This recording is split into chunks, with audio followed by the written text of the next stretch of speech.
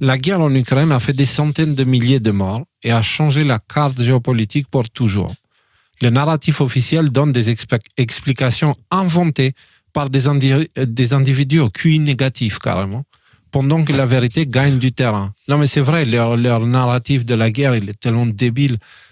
La fin de cette guerre semble imminente et les révélations sur ses origines sont en cours. Trump et Poutine semblent avoir trouvé des accords qui forcent les véritables criminels va-t-en-guerre de s'exposer, entre autres, comme on a vu en Roumanie où ils annulent des élections. Donc, avant de parler de paix et tout ça, moi, j'aimerais qu'on prenne quelques instants pour regarder cette vidéo-là. Et juste, je ne sais pas si on va la voir en entier, mais elle mérite le détour, clairement. Vous allez comprendre. Alors, lui, c'est un gars qui a participé aux négociations. Hein. Il était présent dans les échanges, etc., etc. Et donc, c'est quelqu'un de très compétent. Et là, il s'adresse au Parlement européen. Quand la guerre a commencé, quelle était l'intention de Poutine dans cette guerre? Je peux vous dire quelle était son intention. C'était de forcer Zelensky à négocier la neutralité.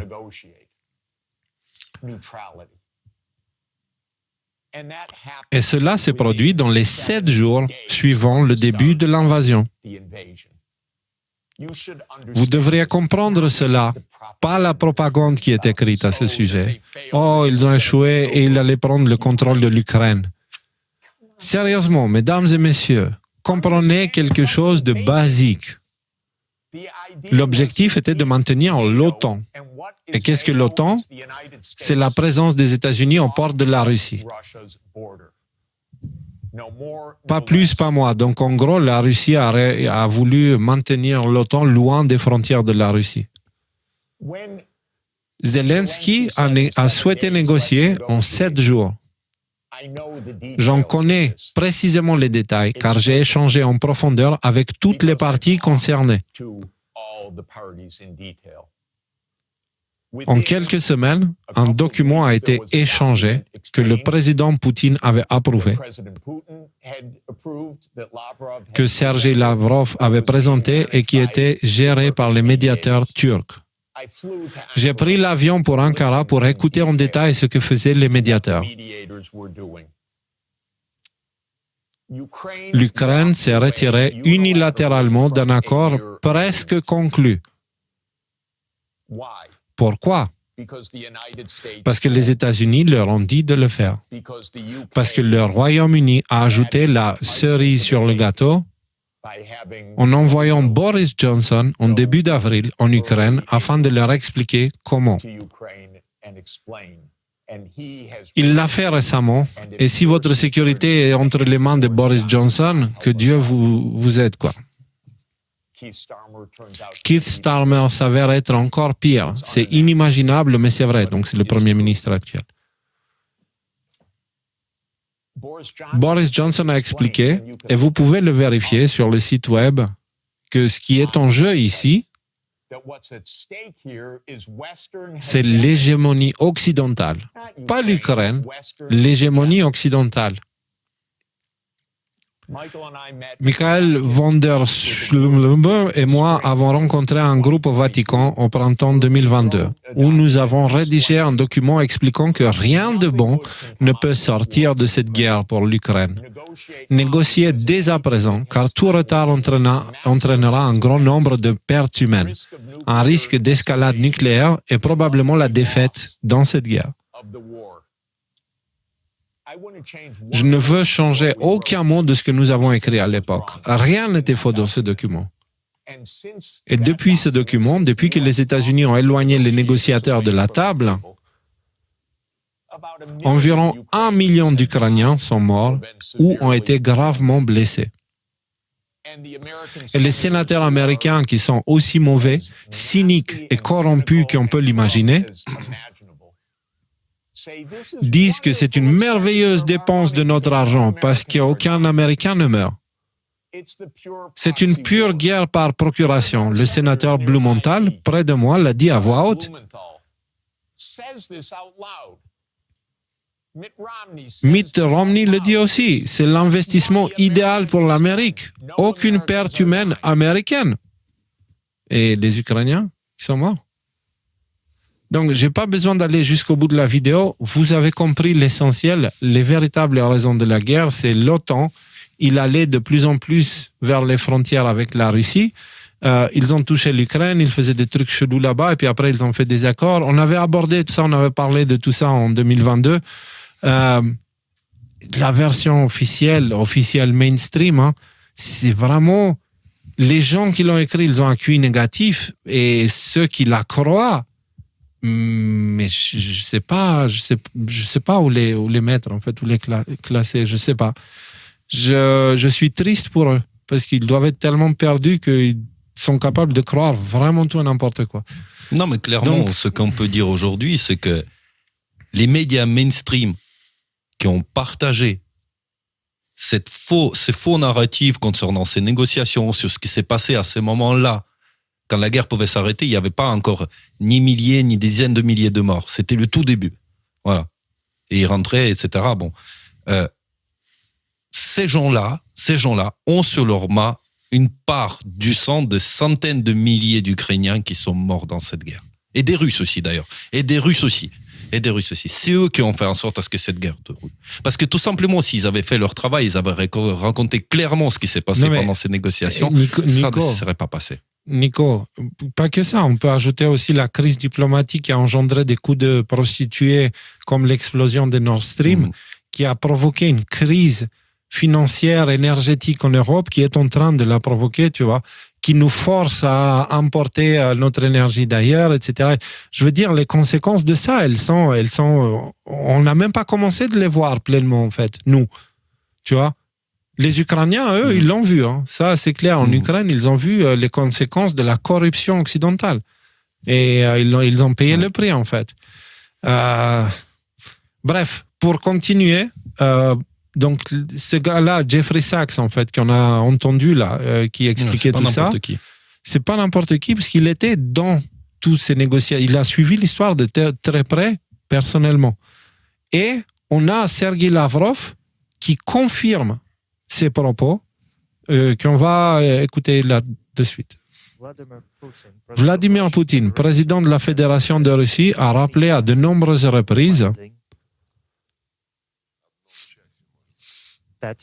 qu'à Istanbul, il y a 3 ans, nous étions peut-être à 1 heure de signer un accord à grande échelle. Mais Boris Johnson a interdit à l'Ukraine de le faire.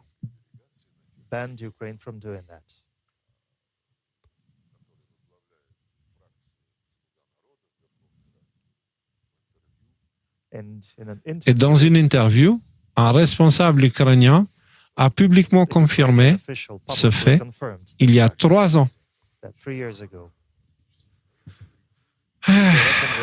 Ils étaient prêts à signer, mais ils ont été interdits de le faire par Londres et Washington. C'est bon? Donc là, vous avez le ministre des Affaires étrangères qui confirme la version de ce gars-là, okay? Qui est confirmé aussi par Trump. Trump, il a dit la même chose. Et toute cette histoire-là, elle révèle la masque des criminels, en fait. Là, pour vous donner juste un exemple, cet extrait hallucinant de LCI et de Rocheban-Serpillière, je ne sais plus comment il s'appelle. Il continue à être livré. Donc on peut rester optimiste. Voilà. Si les Européens prennent la relève, la guerre peut continuer pour reconquérir Donbass. On peut rester optimiste. Ouais, si on leur fournit les armes, la guerre peut continuer. Donc c'est non mais sans déconner. C'est eux qu'on devrait envoyer sur le front. Et je pense qu'ils auraient un autre discours s'ils étaient là-bas. Si. Et donc, on avait Macron aussi qui faisait des déclarations comme celle-ci. Guerre en Ukraine. Macron met en garde contre une paix qui serait une capitulation. Donc, pour lui, la paix serait capitulation pour lui. Okay? Donc, déjà, simplement, si tu te bases uniquement sur les mots, Dieu et parole et tout ça, voilà, tout est dit là. Okay? Ce serait Macron, il est avec le camp de la guerre. Point. Il s'en fout qui se bat. C'est du moment où il y a des morts, du sang et de l'argent à faire, il est de ce camp-là. Voilà, Macron. Et là, on est le 14 février. Mais pour vous montrer que ce mec-là, c'est juste une marionnette vide, en fait. 10 jours après, depuis la Maison-Blanche, Emmanuel Macron plaide la cause de l'Ukraine et d'une paix durable face à Donald Trump. Donc là, il ne veut pas. Pour lui, la paix, c'est une capitulation. 10 jours plus tard, quand il est avec Trump, là, par contre, il veut bien. Et les deux nouvelles, c'est AFP. Hein. Donc, il ne faut pas regarder Figaro ou Le Parisien. On s'en fout. C'est copier-coller de l'AFP, les deux. Donc, c'est l'AFP qui a changé d'avis d'un coup, tu vois. À lui, à force de tourner, il faudrait qu'on lui accroche une dynamo. Hein. Moi, je te le dis. Excusez-moi de ma vulgarité, mais c'est vraiment... Je vomis ces choses-là. Et Trump qui vient justement, qui explique toutes ces choses-là dans une réunion avec Keith Starmer, donc le Britannique. Écoutons ce qu'il a à dire. Les Européens veulent que l'Ukraine fasse partie de l'OTAN dans le cadre de cet accord. Êtes-vous prêts à céder là-dessus? Donc, l'Europe veut l'Ukraine à l'OTAN maintenant. C'est l'Europe. Ils ont laissé la patate chaude à l'Europe. Et Trump qui répond. Eh bien, je pourrais être très gentil et dire « Oh bien, nous allons y travailler ». Écoutez, ça ne va pas arriver. Ça ne va tout simplement pas arriver. C'est ce qui a déclenché toute cette affaire. Biden a dit ça et tout d'un coup, les armes ont commencé à tirer. C'était l'une des raisons principales pour lesquelles ça a commencé. Et c'était bien avant le président Poutine. Ils n'ont jamais dit que c'était une impossibilité. Alors nous pouvons dire « Oh mince, eh bien, nous allons essayer, mais ça n'arrivera pas ». L'autre question que je pose concerne le territoire. Récupérez-vous votre territoire? Eh bien, ils ont combattu longtemps et durement pour le leur, et vous et moi, on discuterons et nous allons certainement essayer d'en récupérer autant que possible. Mais pour ce qui est de l'OTAN, ça n'arrivera pas. Clair, net, précis. Ouais. Voilà. Et de son côté, Poutine semble apaisé ces derniers jours. Cela est visible à travers de nouvelles comme celle-ci. Poutine a annoncé le 24 février 2025 dans une interview télévisée avec Pavel Zarubin qu'il proposerait 2 millions de tonnes d'aluminium par an aux États-Unis pour stabiliser les prix mondiaux. Une offre évoquée dans un contexte de coopération économique plus large incluant les terres rares et un projet à Krasnoyarsk. Voilà, donc... Voilà, on pouvait trouver une des sources, c'était TASS, donc le communiqué de presse officiel du gouvernement russe. Et du coup, entre les tarifs qu'il met à l'Europe, okay, qui est clairement un mouvement d'attaque en guerre économique, et le fait qu'il refasse des partenariats d'échange de matières premières avec la Russie, clairement, il y a un changement. Les États-Unis, ils sont partis, l'Europe, il est en train de se battre tout seul maintenant. Contre qui? On ne sait pas, on verra. Et puis qu'il a coupé l'herbe sous les pieds de Zelensky avec cet accord sur les minerais ukrainiens. Là. Nous en avons parlé du fait qu'il disait qu'il y avait, 15 trillions en valeur de matières premières en Ukraine. Bon, sauf que maintenant, la majeure partie se trouve sur le territoire contrôlé par la Russie de toute manière. Le comble de l'histoire, c'est si l'exploitation des minerais ukrainiens que Zelensky proposait et cherchait à proposer à Trump, c'est sur les territoires occupés et au final c'est la Russie qui va l'exploiter avec les États-Unis au final. Ça serait le comble de l'affaire. En tout cas, peu importe, dans tous les cas, on n'est plus en 2022, clairement, d'un point de vue narratif, d'un point de vue rapport de force, d'un point de vue les camps. Il y a un troisième camp qui s'est créé, qui est celui des États-Unis. Avant, il y avait OTAN et Russie. Maintenant, il y a OTAN, Russie et États-Unis. Ils se sont séparés, les États-Unis, de l'OTAN, clairement. Et les États-Unis semblent vouloir aller plutôt dans des accords de paix avec la Russie qu'autre chose. En tout cas, c'est ce qu'ils sont en train de montrer. Voilà. Ouais, c'est clair, d'un niveau de pouvoir, c'est pas l'Europe qui est au-dessus du lot, hein. C'est plutôt Europe-OTAN qui est dans le fond du panier, quoi. Clairement, avec du coup, la question que je me pose, c'est quand est-ce qu'ils vont plier, quoi. Tu vois, quand est-ce qu'ils vont plus pouvoir... Mais c'est déjà fait. Ils vont pas plier. Ça commence à se faire progressivement. Ceux qui vont se plier, ils sont en train de le faire petit à petit, et ceux qui ne veulent pas, ils le feront pas. Mais il y a beaucoup de gens qui changent de fusil d'épaule là en ce moment. Parce que moi, de ce que j'ai constaté comme tendance, c'est que c'est plutôt surtout les Ursula von der Leyen et gros dirigeants européens, ils sont, pour des raisons qu'on ignore encore complètement, ils sont complètement attachés à cette idée-là. Voilà. Que c'est une idée fondamentale peut-être pour leur survie politique, peut-être pour autre chose, mais ils tiennent à rester sur cette ligne malgré les États-Unis.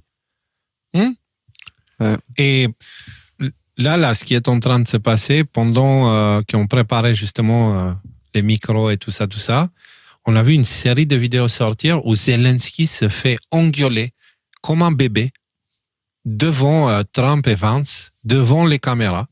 Et du coup, on a juste ajouté les trucs dans l'article du live et on va les écouter maintenant ensemble et traduire pour voir ce qui se dit. On va faire ça ensemble. Attends, tu n'as pas flouté les images ? On va se faire censurer parce que c'est... c'est clair, les fessées avec la règle, quoi. C'est n'importe quoi. Allez, partageage de l'écran et on les prend une par une. Je parle du genre de diplomatie qui a dirigé, qui a emmené ton pays à sa destruction. Oui, mais si tu n'es pas fort, et Vance qui le coupe, qui dit Monsieur le Président, attendez. Avec tout le respect. Attends, qu'est-ce qu'il a dit là?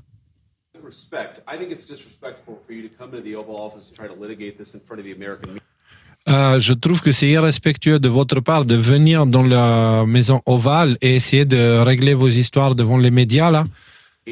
Right now, you guys are going around and forcing conscripts to the front lines. Et là, pour le moment, vos gars, ils sont en train d'aller kidnapper des jeunes pour les forcer à aller sur le front de la guerre. Parce que tu as un problème de ressources humaines. You should be thanking the president for trying to bring an end to this conflict. L'autre qui répond, est-ce que tu as déjà été?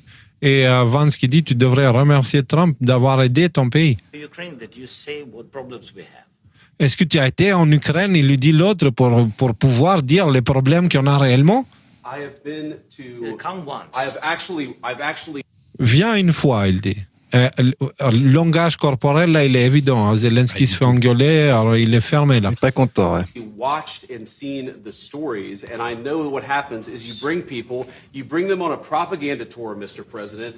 Ah, mais ça, il dit, j'ai vu des gens venir et ils te voient, toi, les emmener à des endroits à gauche, à droite et leur faire des tours de propagande. Mais c'est des tours de propagande, Monsieur le Président. Il dit, tu leur montres pas la vérité, tu montres ce que tu veux leur montrer.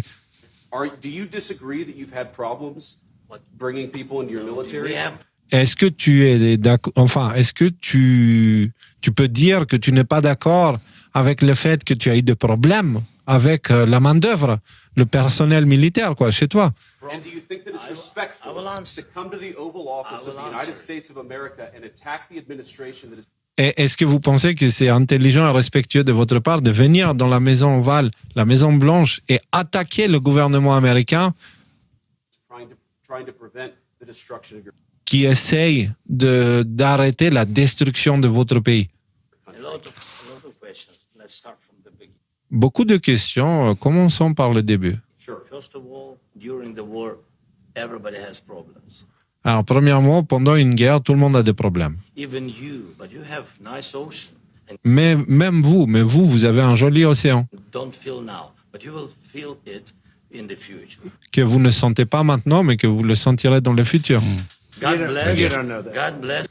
Et Trump qui dit, tu ne sais pas ça, tu ne sais pas. Ah, et je vais te dire ça, il dit. Ne nous dis pas ce que nous allons sentir. On essaye de résoudre un problème. Ne nous dis pas ce que nous allons sentir. Je ne vous dis pas à vous, je réponds à cette question.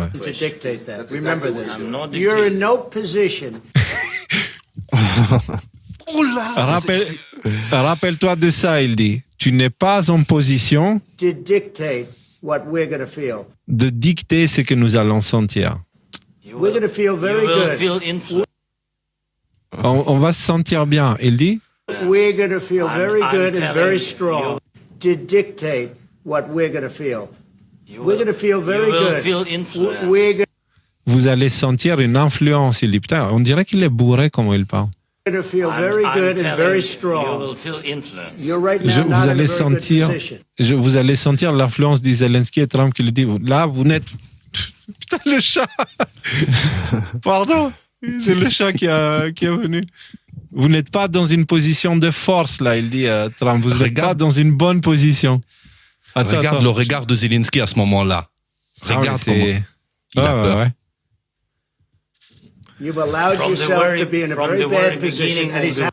Vous êtes dans une très mauvaise position depuis le début. Et ce qu'il dit, il a raison.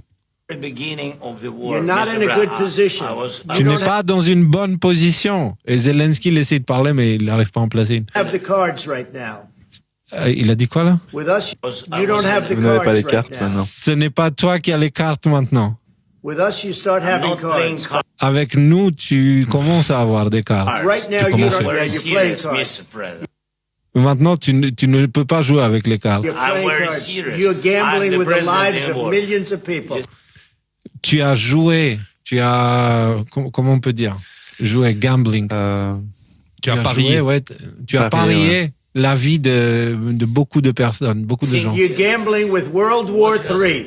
Tu es en train de parier sur la Troisième Guerre mondiale. Tu es en train de jouer avec la Troisième Guerre mondiale. Putain, mais avec le doigt et tout, et regarde cette image. Non, sans déconner, là, c'est une capture d'écran, quoi. C'est ah ouais, direct, quoi. C'est incroyable, Hop là, incroyable. J'ai jamais vu ça. On n'avait pas vu ça. On n'avait pas vu ça. Et justement, regarde, on découvre avec vous. Attends, et c'est la première. Il y en a 4. And what you're doing is very disrespectful to the country. Et ce que tu fais est un grand manque de respect pour le pays. Ce pays. Et l'autre, il est... Non, mais avec tout le respect que je vous dois, parce que... Est-ce que tu as dit merci une seule fois, dit l'autre, J.D. Vance? Et l'autre, il est là tout de suite. Oui.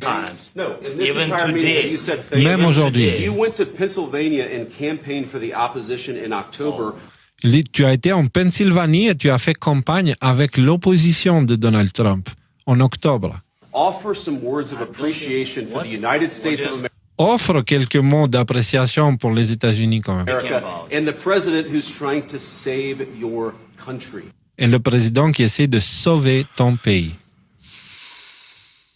Waouh! C'est d'une violence. Vous sentez la violence? Il n'a pas le droit de dire quoi que ce soit. Là. Juste, tu t'assieds, tu te tais, puis... Là, il est assis devant le monde entier, en train de faire sermonner comme un gosse qui a fait une connerie, je sais pas quoi, il a cassé la clôture de chez le voisin. Oh là là, c'est clair. Je sais pas comment en Ukraine ils vont s'écarter les fesses au maximum les médias là-bas pour essayer de raconter une autre histoire que le monde entier a vu là. Ils peuvent pas parce que déjà USAID a coupé les fonds pour financer les médias en Ukraine, 9 médias sur 10. Hein. Donc oui, déjà, mais vu que les Européens ils donnent encore des sous, en fait c'est Zelensky, il a repris les financements là-bas. Ils donnent que dalle parce qu'ils ont que dalle. Ils ont lancé un plan de financement où ils ont ouvert un portefeuille pour que les riches puissent donner, voilà quoi. Tu vois, ils sont en train d'installer leur machine à laver parce que celle aux États-Unis a été mise à chaise. Attends, c'est la deuxième, je crois qu'elle est encore plus hardcore. C'est un autre extrait là. Ah, c'est la suite. Voilà. Zelensky qui dit, s'il vous plaît, vous pensez que si vous parlez très fort... Trump qui dit, il parle pas fort. Il parle pas fort. Il a dit quoi? You're in big trouble. Ton pays est dans des gros soucis. Et il dit, est-ce que je peux répondre? Et l'autre, il a dit, non, tu as beaucoup parlé. Ton pays est dans des grands problèmes, a des grands problèmes. Et Zelensky qui dit, oui, je sais. Tu n'es pas en train de gagner ça. Il y a une petite chance à ce que tu t'en sors vivant, que vous en sortez grâce à nous. Lui, il ressort, nous sommes encore dans le conflit, nous restons forts. Depuis le début, il a dit quoi? We are built alone. From the very beginning of the war, we've been alone, and we are thankful. I said thanks in this cabinet. Il dit nous sommes seuls et nous avons été reconnaissants. Non, il ne peut pas dire nous sommes seuls. Non, il dit depuis le début de la guerre, au début de la guerre, nous étions seuls. We were been alone. Et donc du coup, Trump le reprend. Ouais. Bref, attends. We gave you through this stupid president $350 billion. Et nous, on vous a donné, à travers ce président stupide, parlons de Biden, 350 milliards de dollars. Et on vous a donné de l'équipement militaire.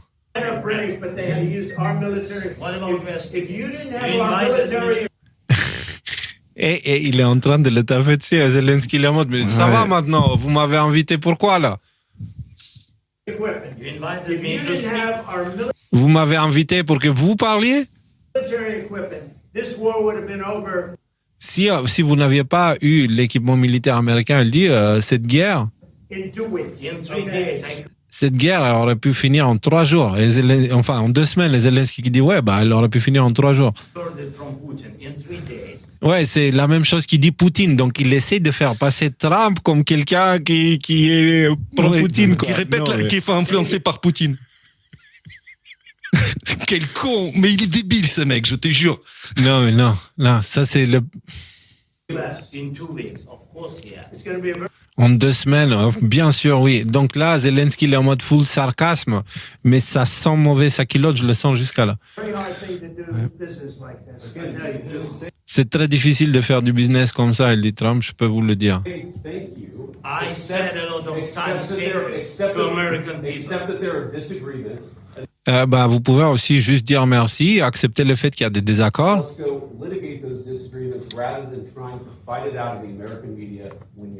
Et il dit, plutôt que de combattre ces sujets à travers les médias en donnant votre version, on devrait plutôt essayer de régler ces problèmes-là.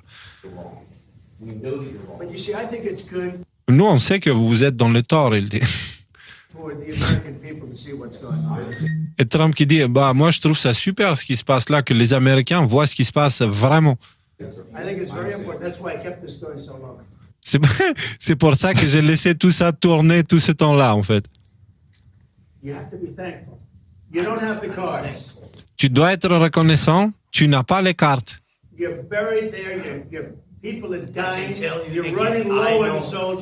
Tu es très mauvais, les gens de ton pays meurent, tu n'as plus de soldats.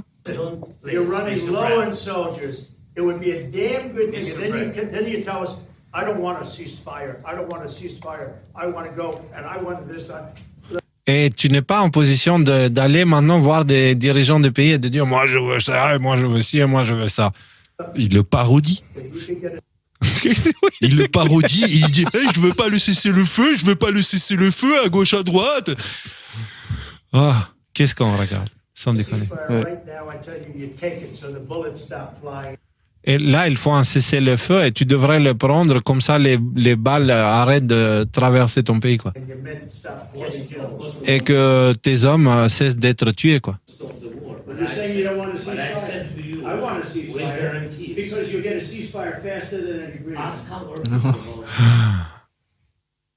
C'est la traductrice de Zelensky, non, c'est quoi? C'est l'ambassadrice de l'Ukraine aux États-Unis. Elle. Ouais, je crois que là, elle a décloté, là. Ouais.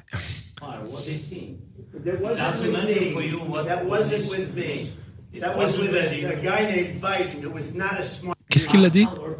about ceasefire, what they think. Because you get a ceasefire faster than an agreement. Ask our people about ceasefire, what they think.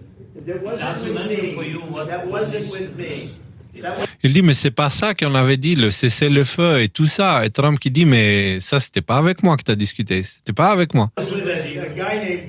C'était avec un type qui s'appelle Biden, qui n'est pas une personne intelligente.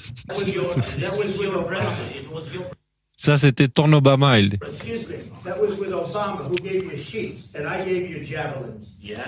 Et ça, c'était avec Obama qui t'a donné des draps et moi, je t'ai donné des javelons. Je sais pas ce qu'il essaie de dire.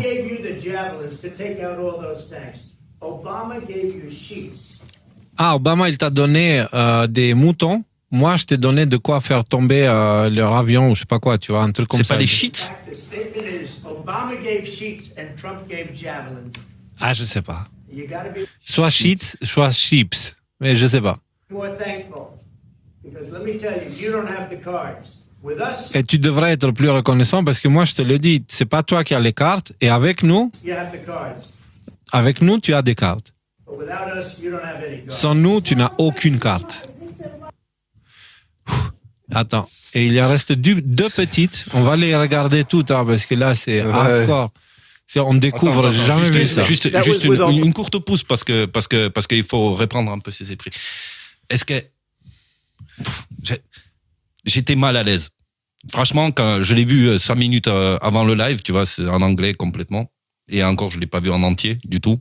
Et j'étais mal à l'aise dès les 30 premières secondes. Je dis, là, Zelensky, il prend. Faut se souvenir un peu de ses fautes vis-à-vis de Trump. C'est à cause de lui qu'il y a eu un impeachment contre Trump. Il est allé soutenir le Parti démocrate. Et il est allé, il a accepté d'accueillir les Béolabs. Il est complètement compactisé avec tout le deep state, etc.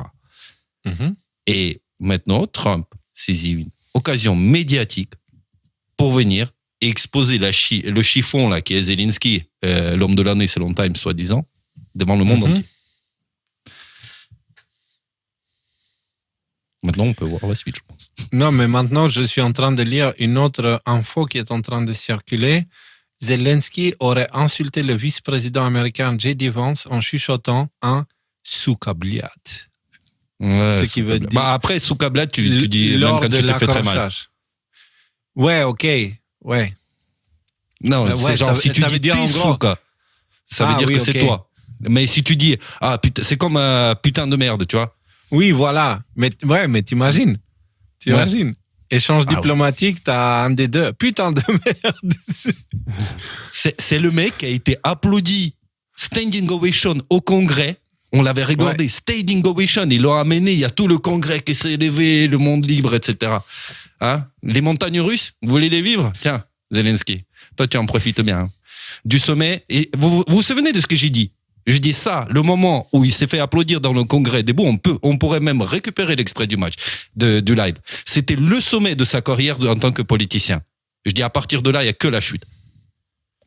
Ouais. Ah bah là, c'est une sacrée chute qu'il est en train de prendre là. Attends, parce qu'il y a une suite. Trump qui a fait une annonce, alors je vais la traduire, je ne sais pas si...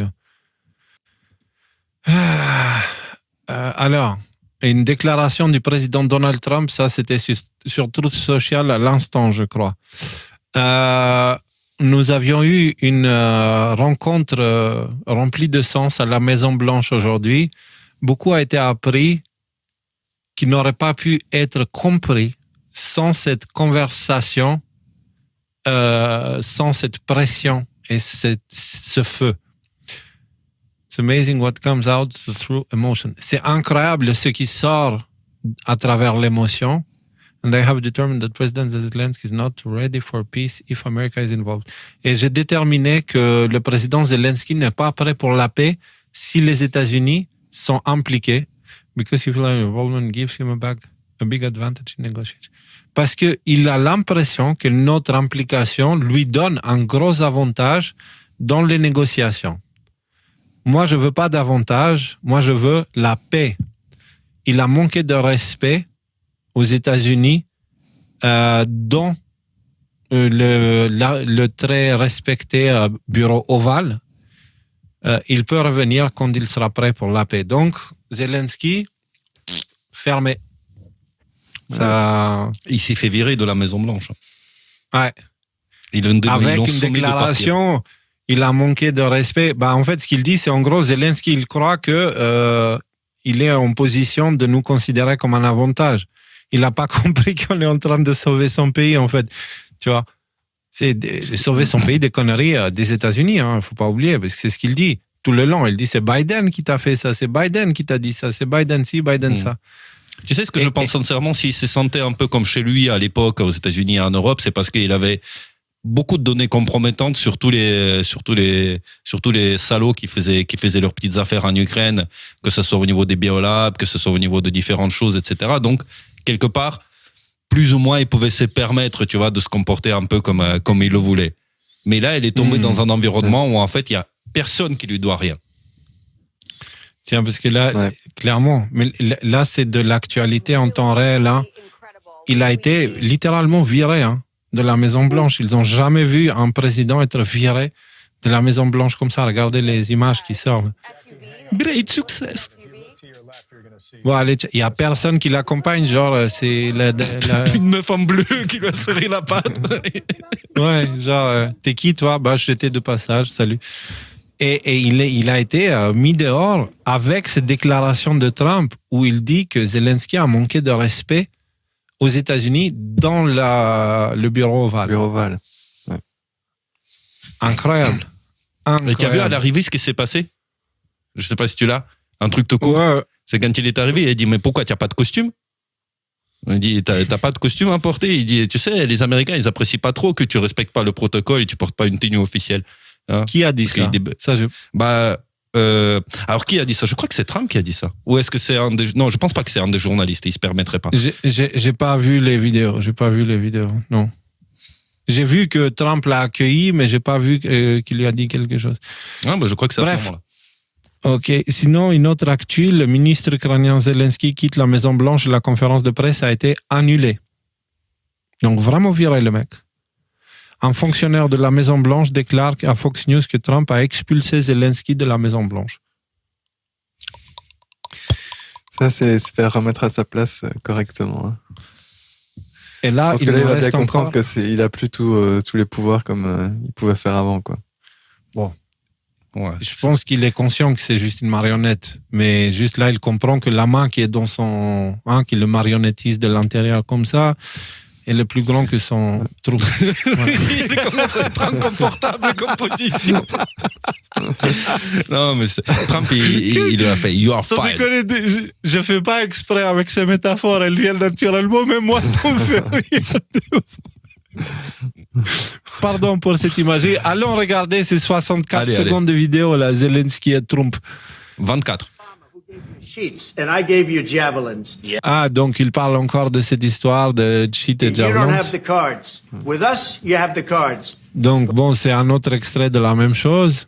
Your country is in big trouble. Can I Wait a answer? minute. No, you've done a lot of talking. C'est la même chose du coup. C'est juste c'est une autre angle. Non, mais il a dit you're not angle. allowed to talk. Tu n'es pas permis de parler. On a dit ça. En fait, c'est la même chose qu'on a vu dans la grande vidéo là. C'est juste une autre prise de vue. Avec un son meilleur. Mais dans tous les cas,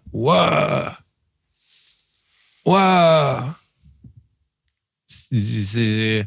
OK. Alors, juste, voilà, rappelez-vous comment on se sentait quand on voyait ce putain de criminel Zelensky dans le Parlement européen en train d'être applaudi, etc., etc. Comment ces cons-là, ils ont réussi à emmener un nazi au Parlement canadien? Tu vois, et l'applaudir, tout ça, applaudir des nazis. Zelensky, comme Nicolas disait, là, il est au plus haut de sa carrière. À partir de là, c'est la chute. Là, on est au-delà de la chute. Là, c'est l'appel et il commence à creuser le trou parce que ça fait un moment que toi, Nicolas, tu nous dis qu'il essaie de sauver sa peau. Ça se voit. Et là, je sais pas si elle est salvable, sa Trump, peau. Pour l'intérêt, il va lui dire, pour l'intérêt, parce que là, tu vois, si tu veux, Trump, en disant qu'il a manqué de respect à la Maison-Blanche, il ouvre la porte, en fait, au fait qu'il va dévoiler. En fait, si tu veux, Zelensky, il s'est permis de dévoiler la conversation privée qu'il a eue avec Trump à une époque, ce qui a valu un impeachment. Trump, il va lui rendre la monnaie de sa pièce. Et elle dit, Zelensky, il est venu me voir, c'est pour ça qu'il s'est arrangé de toujours le voir en compagnie, soit de Macron, soit de Elon Musk, etc., pour avoir des témoins. pour avoir des témoins. Il va dire, Zelensky, votre président, il n'est pas venu négocier le sauvetage de l'Ukraine. Il est venu négocier le sauvetage de son petit cul. Et il était prêt à donner toutes les richesses de ce sol ukrainien, d'accord, juste pour sauver son petit cul d'acteur médiocre là et de joueur de piano. Joueur de piano, ouais. Ouais, donc c'est sûr. Moi, je le sens comme ça.